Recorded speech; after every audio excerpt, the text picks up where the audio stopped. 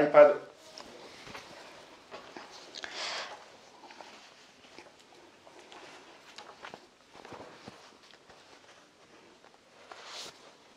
Non, je vous présente. Alors, salut, je vous présente Pravina, ma cousine du Sri Lanka. Je déconne. Tu sais même pas si je suis du Sri Lanka.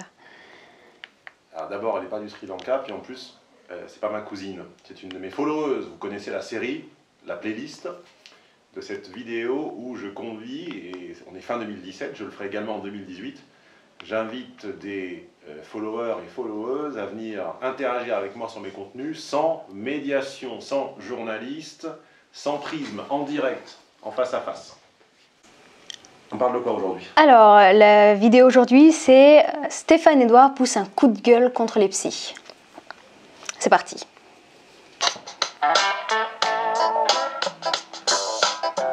m'a saoulé cette musique au bout d'un moment. Bon alors les psys, Vous avez été tout le quelle temps. va être la nature de ce coup de gueule? Je vais vous le demander. Avant ça, quelques stats. Pas beaucoup, c'est pas la vidéo de stats que j'ai faite la semaine dernière, c'est simplement pour comprendre un petit peu de quoi il s'agit, quel pourcentage de Français vont chez le psy. Donc là, j'ai cherché, j'ai devant les yeux. J'ai deux sources, l'Express et la Parisienne. Évidemment, on n'est pas surpris que ce ne soit pas le Parisien. 33% des Français ont déjà consulté un psy depuis, selon l'Express, article du 3 février 2015, partagé 99 fois. D'après un sondage Mediaprism, 33% des Français se seraient déjà allongés sur le divan et à avoir trouvé cela. Tu veux t'allonger sur mon 65%. divan? Non. Donc un Français sur 3 a déjà allé consulter le psy, 65%, donc 1 sur 3, 65 c'est 2 sur 3. Il te plaît pas mon Donc divan? 2 sur Le 3, divan Ikea? 1 sur 3. On pourrait monter un peu le niveau là. Et donc forcément par déduction on en déduit que 1 sur 3 parmi 1 sur 3, c'est-à-dire 1 sur 9 a trouvé ça inutile. 31% des Français, donc un Français sur 3 ayant vu un psy le conseille aux autres, tout cela. Alors, juste un point sur ces chiffres. Ce qui revient, c'est que aller voir un psy, ça fait du bien. Je rebondis après sur le sujet. Aller voir un psy, ça fait du bien. Ça crée du... Aller aux putes aussi. Hein. Ça crée du plaisir. Oui, mais on n'est pas loin. On n'est pas loin. On est sur le même type de masturbation. 64 individus, enquête de fin 2014. Quant à la Parisienne, elle nous parle des applications de psy, c'est-à-dire d'obtenir des entre guillemets réponses d'un entre guillemets psy sur des applications comme par exemple je consulte un psy.com, votre psyenligne.com, tonpsy.com, votre happylifepsy.fr, psychologue.net, etc., etc. On rappelle que le psy ça coûte un service disponible 24 heures sur 24, entre 70 et 80 euros en cabinet réel la séance en France et en consultation virtuelle en moyenne 45 minutes. Donc, en gros, le sujet sur cette vidéo, c'est que tu te demandes pourquoi certaines personnes vont voir des psys alors qu'elles auraient peut-être besoin d'un expert sur un domaine précis et que les psys ne les renvoient pas vers ce domaine et vont les conserver en tant que clients. Et que tu les encourages finalement à t'envoyer des clients qui pourraient avoir besoin de tes réponses sur des sujets qui concernent les relations hommes-femmes. Les psys n'étudient pas, n'apprennent pas à l'école les relations hommes-femmes, et pourtant, ils n'hésitent pas quand même à garder dans leur panier tout un giron de gens qui ont des malheurs, à qui il arrive des péripéties de couple, et ils leur bourrent le mou pendant des années, à coût de 70 ou 80 euros la séance, 1 ou 2 fois par semaine, au lieu de leur dire « c'est pas notre domaine, vous avez besoin de comprendre la logique des femmes, allez voir quelqu'un dont c'est le métier ». Oui, et là où finalement tu vis un peu dans le monde des bisounours, c'est que faire ça pour un psy, ça ne répondrait pas à sa logique commerciale. Donc déjà la question c'est quand est-ce qu'on va voir un sociologue ou un autre expert dans un domaine précis et quand est-ce qu'on va voir un psychologue. On va voir un expert lorsqu'on veut une réponse précise face à un problème ou une question précise et qui repose sur des concepts et des critères précis. Et on ne va pas voir un psy pour avoir une réponse précise. Je pense que même si on y va... alors moi j'ai jamais consulté un psy, je me repose sur le fait que j'ai des amis proches psy et que j'ai aussi des amis qui ont consulté et c'est une analyse personnelle.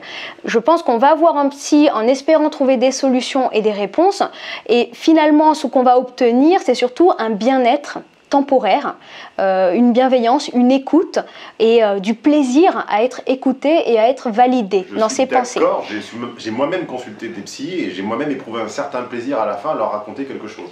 C'est ça. Je pense que y a un... En gros, déjà, de toute façon, on prend du plaisir à avoir des gens qui valident nos pensées. Même quand on lit des livres et qu'on trouve des mots qui expriment notre pensée, c'est source de plaisir. C'est une source de plaisir quand en face de nous, quelqu'un arrive à mettre des mots et sur ce qu'on pense ou sur ce qu'on ressent. C'est une forme de... Qu'est-ce que je voulais dire? J'ai perdu le fil parce que j'étais en train de penser à autre chose. C'est une forme de plaisir que d'avoir quelqu'un qui valide nos pensées parce qu'on ressent aussi ce plaisir dans notre quotidien d'une manière générale quand par exemple on a des idées très abstraites, des pensées très abstraites et d'un coup on percute. D'un coup tout ce qui était flou prend sens et va de manière instantanée constituer un tout qui est très clair. On a tous déjà ressenti ça. Et le psy, je pense que c'est ce qui provoque. Parce qu'il ne nous apporte pas des réponses, il nous met dans des conditions pour qu'on trouve nous-mêmes les réponses. Donc du coup, il y a quelque chose il y a une forme de masturbation intellectuelle dans l'échange, parce qu'on va ressentir ce plaisir dans l'échange. Et ce plaisir va être quasi addictif, puisqu'on va y retourner à chaque fois qu'on se sent mal pour ressentir à nouveau ce bien-être. Donc ça va créer aussi des biais dans le choix qu'on va faire sur les psys. Forcément, on ne va pas aller vers un psy qui va nous apporter les réponses qu'il nous faut et qui nous apporte des réponses concrètes et qui peuvent vraiment résoudre nos problèmes. On va aller vers le psy qui nous fait le plus de bien. Et le psy qui nous fait le plus de bien, ce n'est pas celui forcément qui est le plus compétent. Et l'autre biais qui existe, c'est celui du point de vue du psy qui a tout intérêt à ce qu'on ne guérisse pas. Ah oui, un client soigné est un client perdu. C'est ça. Donc, moi, je trouve ça même absurde d'aller vers une... Je trouve ça même... Je trouve ça même absurde d'aller... Finalement, quand on y pense, c'est absurde d'aller vers un service qui ne présente aucune garantie d'efficacité, de résultat, qui sera long et qui sera coûteux. Si on y va, c'est bien qu'il y a quelque chose qui nous pousse à y aller, qui est au-delà de la logique rationnelle de trouver une solution efficace. Je pense qu'on ne peut pas confondre les métiers de sociologue et psychologue. Le sociologue, moi, je ne suis pas un sociologue normal. C'est quoi un sociologue normal? Un sociologue normal, c'est quelqu'un qui est sponsorisé par un labo pour étudier sur des sujets et pondre des rapports très longs et très chiants. Ce n'est pas quelqu'un qui est censé... Se brancher en prise directe sur les problèmes de deux personnes, normalement. On n'est pas formé à ça. Moi, j'ai détourné une trousse à outils pour en faire quelque chose qui n'existait pas. J'utilise des techniques qui sont normalement étudiées, adaptées à l'étude de groupe, de microcosme, d'exomonde, de société, de caste, et j'ai détourné ça et je les ai appliqués à la relation homme-femme à l'échelle individuelle. Mais j'ai truqué les outils, moi, j'ai fait quelque chose d'un peu interdit à la base. Oui, alors du coup, pour ne pas dire sociologue, je dirais plutôt expert en un domaine. On va voir un expert dans un domaine, par exemple un bijoutier. Si on veut que quelqu'un nous certifie si tel ou tel collier est en or ou pas, ou si c'est du toc, on va voir un expert qui va nous donner la certification en se reposant sur des critères très précis. Mais on ne va pas voir ce même expert pour lui demander si ce collier nous va bien ou pas. C'est un peu la distinction entre l'expert dans un domaine et le psy qui, lui, va plutôt être à l'écoute de nos états d'âme et va nous dire si ce collier nous va bien ou pas. Et il va plutôt nous dire qu'il nous va bien pour qu'on continue d'aller le voir. Enfin, ça, c'est mon point de vue, mais... Donc, finalement, pour conclure cette vidéo, quand je m'agace contre les psys, non seulement tu n'es pas en désaccord, mais tu me trouves un peu naïf et un peu bisounours. Je pense que tu devrais t'agacer plutôt contre les clients qui vont chez le psy en espérant trouver une réponse. Et qui pensent l'avoir trouvé, alors que finalement, ce soulagement est temporaire et c'est assez flagrant que la souffrance perdure. Aller voir un expert qui va apporter une réponse qui n'est pas celle qui nous fera peut-être du bien, mais qui en tout cas repose sur des concepts construits, c'est aussi avoir des réponses qui ne vont pas forcément nous plaire, mais qui peuvent peut-être résoudre nos problèmes. Moi, je vais tenter pour conclure cette vidéo une métaphore. C'est la même différence entre le massage et l'ostéopathie ou la chiropraxie. C'est un peu pareil. Les gens aiment beaucoup les massages. Tu n'entendras quasiment jamais personne te dire « j'aime pas les massages », surtout « m'offrez pas un massage, j'aime pas les massages ». Mais moi, j'aime pas les massages. Parce que pour être un ancien stressé du dos et quelqu'un qui a eu des problèmes de dos qui sont réglés, et pour avoir beaucoup étudié le sujet, en fait, quand tu es tendu, tes muscles te protègent.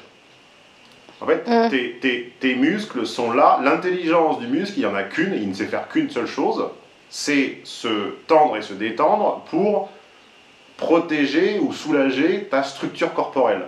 En gros, quelqu'un qui dit ah, j'ai toujours les trapèzes, j'ai toujours mal au cou, je suis toujours comme ça, etc. Tu peux lui faire ça, tu sais, comme les gens ils se mettent derrière toi et disent oh, t'es tendu, il te masse le cou, il te masse le cou, mais en réalité, le muscle empêche ton cou d'aller pire. Ouais. Si tu mets du chauffage, de la douceur, tu empires le problème, car en réalité, le problème est structurel. Tu as une posture qui ne va pas, tu as une façon de respirer qui ne va pas, tu as une façon de te tenir qui ne va pas, et si tu ne résous pas ça, le massage provoque temporairement du bien, parce que, en fait, ce qui est bon dans le massage, c'est pas résoudre le problème, c'est que quelqu'un s'occupe de toi, que quelqu'un te touche, que quelqu'un te communique une certaine présence. Mais en réalité, à la fin, un quart d'heure après, tu es exactement dans le même état, voire pire, parce que tes muscles qui étaient censés empêcher ta quatrième cervicale d'être un peu comme ça, en les ayant détendus, tu seras encore plus comme ça. En réalité, quand tu comprends quelles sont tes stratégies corporelles, est-ce que tu as tendance à te pencher à droite, à gauche, est-ce que tu as tendance à être un peu comme ci, un peu comme ça, hein, tu comprends que tes muscles sont un signal. Ils te disent juste, en ce moment, fais gaffe un peu là. Mais que les détendre et les masser, c'est de la fumée, c'est du vent. Ah ouais. C'est pas régler le problème. Et ben c'est la même chose. Quelqu'un peut aller voir le masseur, le kiné, et se faire plugger des électrodes sur le dos, ou les fesses, ou les jambes pendant 6 mois, aux frais de la sécu, ça ne résoudra rien. Un très bon chiro, un très bon ostéo, en 2 ou 3 fois, lui dit votre problème c'est ça. Ça vous arrive parce que vous êtes trop sédentaire, vous respirez mal, vous mangez mal et vous vous tenez mal. Maintenant, vous le réglez ou pas, c'est pas mon problème. Vous me devez tant. Et moi, je suis de cette école-là. Moi, je dis ton problème, c'est ça. Il se produit, selon moi, pour les causes suivantes. Maintenant, tu le règles ou pas, c'est pas mon truc. Je vais pas te masser pendant 6 mois aux frais de la sécu. Oui, et justement, les experts vont être beaucoup moins... Et les experts vont être beaucoup moins tolérants à l'étalage, et je pense dans ton cas surtout, à l'étalage des états d'âme, des personnes qui vont te répéter les mêmes situations, les mêmes émotions, alors que finalement, toi, tu as donné ta conclusion et que ta conclusion ne pourra pas changer. Les gens ne veulent pas guérir, les gens veulent être entendus. Les gens veulent être entendus, acceptés dans leur souffrance. Valider leur tristesse. Oui, je suis d'accord. Et je pense qu'en plus, c'est un effet très... complètement opposé à ce qui est attendu, parce que dès lors qu'on valide notre tristesse et qu'on accepte, on lui donne des raisons et qu'on la trouve justifiée, on va encore plus loin en fait. On va à l'étape, on se dit on a raison d'être triste, donc on va encore plus être expressif, on va libérer quelque chose et on va aller encore plus loin dedans, je pense. Bon bah allez, on n'a toujours pas trouvé une vidéo, on est en parfait désaccord. On passe à la suivante. Plug ta chaîne, ton blog, ton Snapchat, Ma chaîne, alors ma chaîne c'est Pravina Vive, donc je parle d'intelligence sociale et je l'applique surtout aux relations dans le domaine du professionnel. T'as pas un Snapchat, tu m'as dit tout à l'heure? Si, mais il n'est pas encore pro. Un Vimeo, un LinkedIn? Pas encore, non. Non, t'as rien. Que YouTube pour le moment et un petit Instagram. Un petit Instagram, plug ton Instagram. Non. Alors c'est prav-vivi. C'est là, j'ai pas le pourcentage F qu'il faut.